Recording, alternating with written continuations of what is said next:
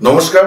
সরকারের সঙ্গে জুনিয়র ডাক্তারদের টানাপোড়েন আজও অব্যাহত এবং নবান্ন প্রস্তাব দিলেও জুনিয়র ডাক্তাররা নবান্নে বৈঠক করতে আজকে গেলেন না। আমরা কি দেখছি যে জুনিয়র ডাক্তার এবং নবান্নের মধ্যে একটা তীব্র স্নায়ুর লড়াই শুরু হয়েছে, নার্ভের লড়াই, কে আগে ব্লিঙ্ক করবে। এখন এই যে বিষয়, যে নার্ভের লড়াই, এটা আমরা বিভিন্ন সময় বিভিন্ন রাজনৈতিক প্রেক্ষাপটে দেখেছি। তো সেইটাই আবার এখানে শুরু হয়েছে। নবান্ন বলছে যে জুনিয়র ডাক্তাররা যেসব শর্ত দিচ্ছে ওইসব শর্ত রেখে কোনো আলোচনা হবে না, আলোচনায় আসতে হবে আনকন্ডিশনালি, এবং এসে যা অভাব অভিযোগের কথা সেগুলো এখানে এসে জানাতে হবে।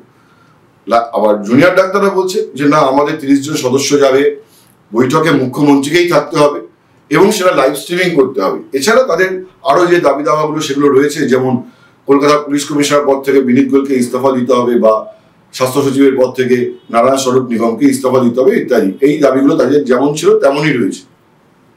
নবান্ন জানাচ্ছে যে এসব শর্ত রাখলে কোনো মিটিং হবে না, মিটিং এর জন্য খোলা মনে আসতে হবে এবং খোলা মনে এসে যে কনসার্নগুলো যে জুনিয়র ডাক্তারদের রয়েছে সেই জুনিয়র ডাক্তারদের কনসার্নগুলো জানাতে হবে। তখন সরকার সেভাবে রেসপন্ড করবে এবং সরকারও চায় যে কাজের জায়গায়, মানে সরকারি হাসপাতাল এবং মেডিকেল কলেজগুলিতে যেন সুরক্ষার পরিবেশ, একটা নিরাপদ পরিবেশ যেন সুনিশ্চিত থাকে। আমার প্রশ্ন হলো, এই যে নার্ভের লড়াই শুরু হয়েছে বা এই যে অচলাবস্থা তৈরি হয়েছে, এই অচলাবস্থা কাটবে কিভাবে, এই স্টেলমেটটা কাটবে কিভাবে, এবং এই যে স্নায়ুর লড়াই শুরু হয়েছে সেখানে কে আগে ব্লিঙ্ক করবে। এখানে একটা জিনিস আমার মনে হচ্ছে যে সরকার খুব কৌশলগতভাবে বিষয়টাকে নিয়ে এগিয়ে নিয়ে যাচ্ছে।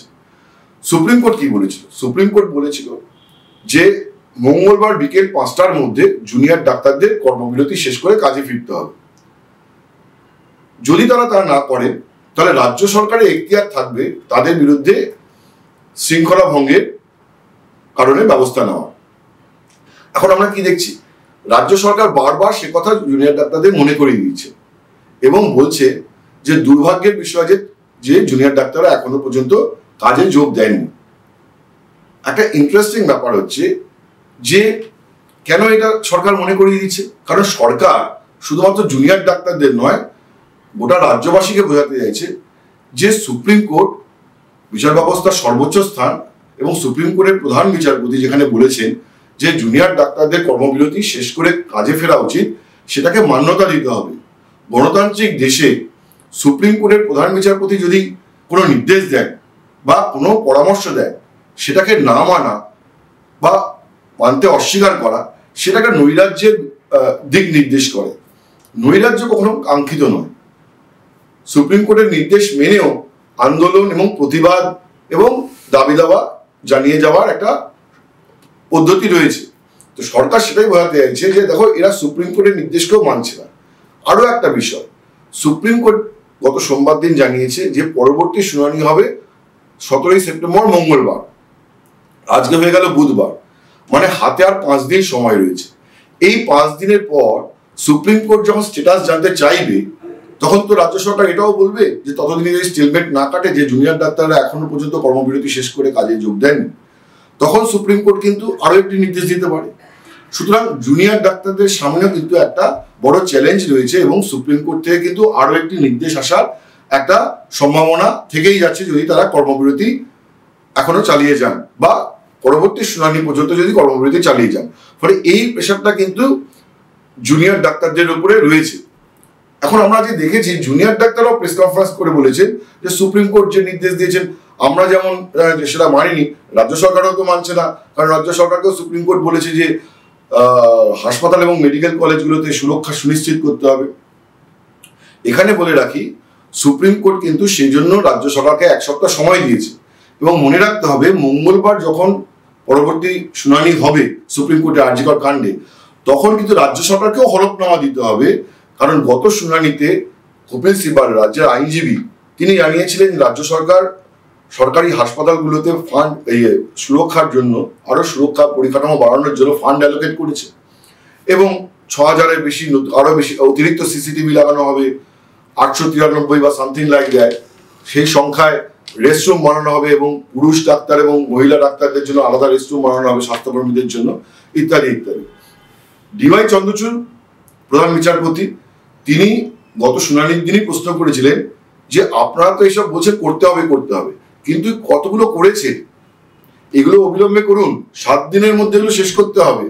এবং জেলায় যে হাসপাতাল এবং মেডিকেল কলেজগুলো রয়েছে সেখানে এই কাজের ইমপ্লিমেন্টেশন যাতে ঠিকভাবে হয় সেই জন্য জেলা শাসকদের নজরদারি রাখতে হবে, ডিএমদের।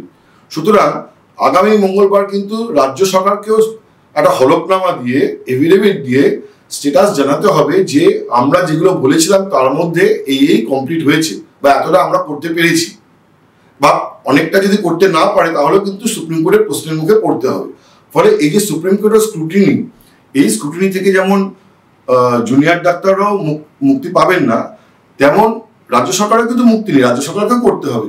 আমরা সেই দিক থেকে একটা আজকে সিগনিফিকেন্ট জিনিস দেখেছি যে আজকের প্রেস কনফারেন্সে রাজীব কুমার, রাজ্য পুলিশের ডিরেক্টর জেনারেল, তিনি ছিলেন এবং তিনি কি বলেছেন, তিনি বলেছেন যে জুনিয়র ডাক্তারদের ভাই বোন সম্বোধন করে বলেছেন যে আপনাদের যে ওয়ার্ক প্লেস সেখানে সেফটি এবং সিকিউরিটি বজায় রাখা এবং সুনিশ্চিত করা, সেটার জন্য আমরা কমিটেড। আপনারা খুব শিগগিরই বদল দেখতে পাবেন। তার মানে কি?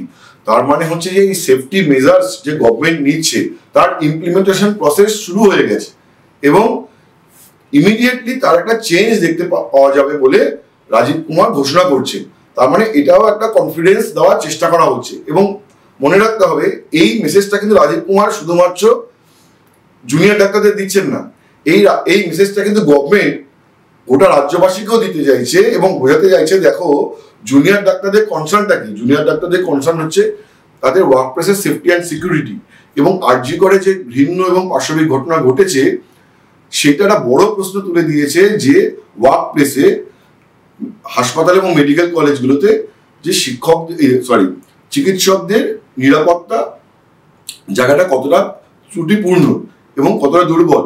সুতরাং সেইটা যে গভর্নমেন্ট যে অ্যাড্রেস করতে চাইছে এবং অ্যাড্রেস করছে, এই মেসেজটা কিন্তু গভর্নমেন্ট রাজ্যবাসীকেও দিচ্ছে যে ওদের এই যে কনসার্ন, জুনিয়র ডাক্তারদের কনসার্ন, এটা কিন্তু আমরা ফুলফিল করতে আগ্রহী। কিন্তু একই সঙ্গে সরকার এটাও বুঝিয়ে দিতে চাইছে যে এই যে জুনিয়র ডাক্তারদের গোলপোস্ট শিফট করা, যে কিছুদিন আগে পর্যন্ত তাদের দাবি ছিল যে পুলিশ কমিশনার ইস্তফা চাই, তারপরে তাদের নবতম সংযোজন হয়েছে যে ডিএমই, ডিরেক্টর হেলথ সার্ভিসেস এবং স্বাস্থ্য সচিবের পদত্যাগ চাই। এই পদত্যাগের দাবি বা এই ধরনের জিনিস সরকার কিন্তু মানবে না। সরকার সুরক্ষার দিকটা সুনিশ্চিত করতে চাইছে এবং সেইখানে সুপ্রিম কোর্ট যেমন যেমন বলছে সেটা সরকার পালন করবে বলে জানাচ্ছে। আরো একটা ইন্টারেস্টিং বিষয় আজকে আমাদের নজরে পড়েছে, সেটা হচ্ছে আমরা দেখব যে আজকের প্রেস কনফারেন্সে, নবান্নের প্রেস কনফারেন্সে মনোজ পান, চিফ সেক্রেটারি, এবং ডিজি পুলিশ রাজীব কুমার, এরা দুজনেই বারবার জুনিয়র ডাক্তারদের ভাই বোন বলে সম্বোধন করেছেন। তো এইটা কিন্তু জুনিয়র ডাক্তারদের সাথে যেমন আস্থার ঘাটতি মেটানোর একটা চেষ্টা, মানে কনফিডেন্স বিল্ডিং এর একটা চেষ্টা, একটা মেজারমেন্ট। একই সঙ্গে এটাও কিন্তু রাজ্যবাসীর প্রতি যে একটা বার্তা যে দেখাতে চাইছে সরকার যে দেখো আমরা কিন্তু জুনিয়র ডাক্তারদের কজের প্রতি সহানুভূতিশীল। এই যে ভাই বোন বলা, একটা আত্মীয়তার জায়গা ব্যাপারটাকে নিয়ে যাওয়া এবং সেটার মধ্যে যেটা মেসেজ, ক্লিয়ার মেসেজ দেওয়ার চেষ্টা রয়েছে যে আমরাও কিন্তু সহানুভূতিশীল এবং আমরা সেফটি সিকিউরিটি এনশিওর করতে চাই।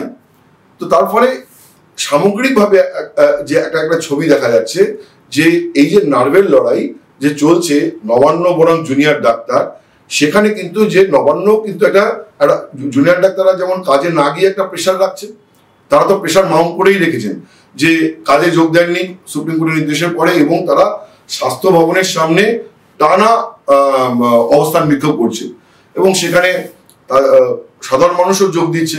তার ফলে তারা তো একটা প্রেশার মাউন্ট করার চেষ্টা করছে, কিন্তু কাউন্টার একটা প্রেশার নবান্ন বা সরকারও দেওয়ার চেষ্টা করছে। এবং এখানে একটা তথ্য ইন্টারেস্টিং আমি জানিয়ে রাখি, যেটা তথ্য এখন বাইরে কোনো সংবাদ মাধ্যমে আসেনি, সেটা হচ্ছে নবান্নে আজকে শিল্পপতিদের নিয়ে একটা পূর্ব নির্ধারিত বৈঠক ছিল। সেই বৈঠকে কিন্তু মুখ্যমন্ত্রী কথা প্রসঙ্গে শিল্পপতিদের বলেন যে সরকার কাকে রাখবে কাকে বাদ দেবে এটা ডাক্তাররা ঠিক করবে নাকি, গণতান্ত্রিক দেশ, সেখানে যা ইচ্ছা তাই দাবি করা যায় না। এটা মুখ্যমন্ত্রীর বক্তব্য, মানে এটা আমার কথা নয়, এটা মুখ্যমন্ত্রী বলেন ওই শিল্পপতিদের বৈঠকে, এবং বলেন যে জুনিয়র ডাক্তাররা সহযোগিতা করছে না। তো উনি এও বলেন যে সুপ্রিম কোর্ট কিন্তু নির্দেশ দিয়েছে যে সরকার চাইলে ব্যবস্থা নিতে পারে, কিন্তু আমরা ওদেরকে সময় দিচ্ছি, আমরা ওদেরকে সময় দিচ্ছি, এরপরে সুপ্রিম কোর্টের নির্দেশকে আমাদেরও মান্যতা দিতে হবে। এরপরে সুপ্রিম কোর্টের নির্দেশকে আমাদেরও মান্যতা দিতে হবে, মানে হচ্ছে আমার ধারণা যে গভর্নমেন্ট ইচ্ছা করেই লং রোপ দিচ্ছে এবং ব্যাপারটাকে ঠেলে ঠেলে নিয়ে যেতে যাচ্ছে পরবর্তী শুনানি অর্থাৎ মঙ্গলবারের দিকে। কারণ মঙ্গলবার যখন সুপ্রিম কোর্টে শুনানি হবে তখন রাজ্য সরকারের আইনজীবী এই কথাটা অবশ্যই তুলবে যে দেখো সুপ্রিম কোর্ট নির্দেশ দেওয়ার পরেও জুনিয়র ডাক্তাররা আন্দোলন চালিয়ে যাচ্ছেন এবং কর্মবিরতি পালন করছেন। তার ফলে আমরা দেখতে পাচ্ছি যে একটা একটা একটা একটা স্নায়ুর লড়াই তীব্র হয়ে রয়েছে, কিন্তু সেখানে প্রেশার এবং কাউন্টার প্রেশারের একটা জায়গা তৈরি হয়েছে। এটাকে কে এখন আগে চোখের পলক ফেলেন অথবা ব্লিঙ্ক করেন সেটা দেখার আগামী কাল পরশু তরশু দিনগুলো রয়েছে সুপ্রিম কোর্টের শুনানির আগে, এখনো হাতে 5টা দিন সময় রয়েছে। তো ফলে রফাসূত্র বের করার যে সম্ভাবনা একেবারে নেই, নবান্নে যে বৈঠক একেবারে হবে না এটা আমরা এখনই বলতে পারি না, কারণ এই নার্ভের খেলাটা আগামী 2-3 দিন ধরে চলবে। ফলে বৈঠকের সম্ভাবনা নেই এটা বলা যাবে না, বৈঠকের সম্ভাবনা এখনো রয়েছে, কিন্তু বৈঠক না হলে তার কনসিকুয়েন্সেস কি হবে সেটাও আমি আপনাকে বলে রাখলাম। তার কনসিকুয়েন্স বোঝা যাবে মঙ্গলবার সুপ্রিম কোর্টের শুনানির সময়। আজ এই পর্যন্তই, নমস্কার।